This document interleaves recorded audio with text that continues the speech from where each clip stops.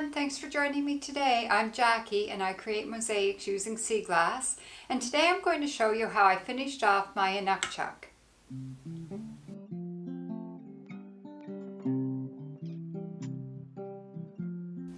So this is where I'm at with my sea glass mosaic at this point. If you watched my last video, you would have heard me talk about how important Inukshuks are to me and what I did so far with this mosaic. So just as a quick recap, the first thing I did was I built the wall made out of rocks, and then I built the Inukshuk itself using brown sea glass. And then I did all of the brown sea glass in the background that really helped ground the piece. And then I filled in all of the white sections of the pattern, and then that provided some of the background.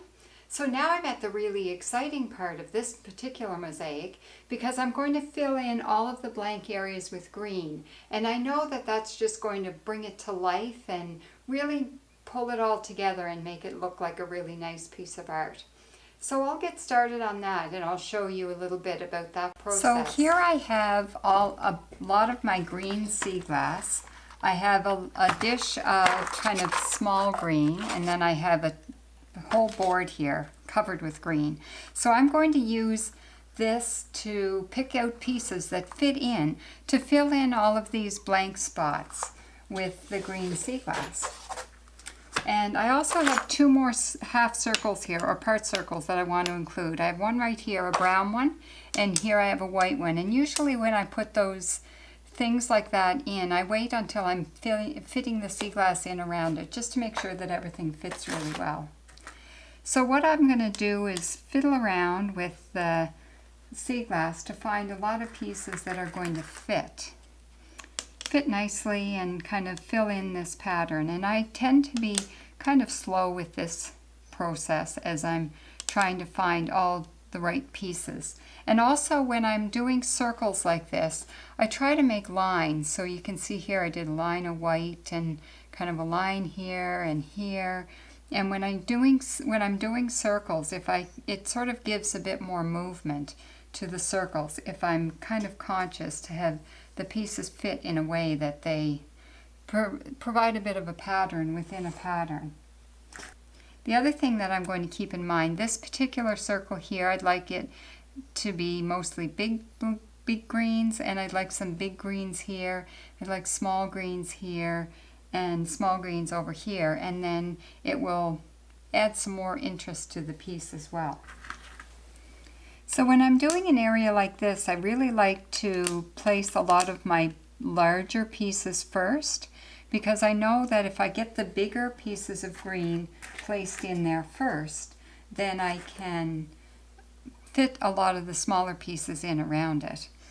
So what I did was I've been fiddling around with my green here for a bit, and then I get to the point where I say, okay, time to start gluing. So I'm going to glue a bunch of these big ones in place. I don't want to start gluing right away because I might find that the pieces that I want to fit together right aren't just in place, and then I end up having to change it. But I don't want to let it go for too long before I start gluing. And it's when I'm working on a mosaic around this stage that I start to really relax, and I find I can really lose track of time. I could be working on something and say, oh, I'm only going to work for half an hour, and then I'm going to go off and do some of my chores. You know, stuff that isn't as much fun as this. Say, I'll only give myself a half-hour relaxation. Well, before I know it, a couple hours later, here I am, fiddling away, having fun.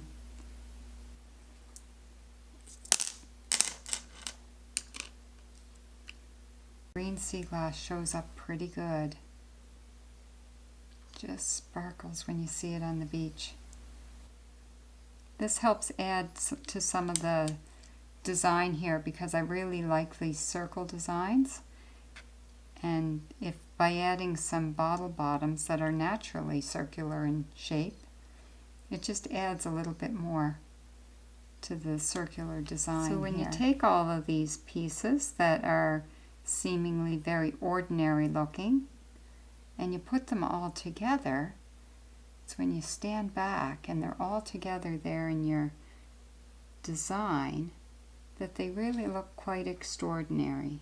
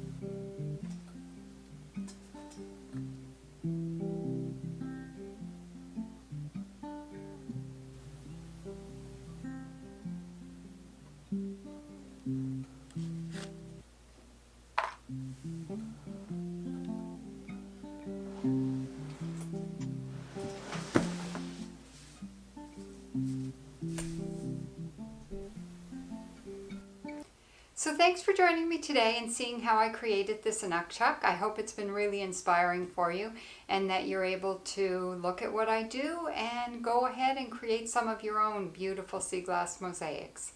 If you have any questions or comments, feel free to post them below and I'll get back to you. And be sure to check out my other videos, and you can check out my art and my book at JackieTrimperSeaglass.com.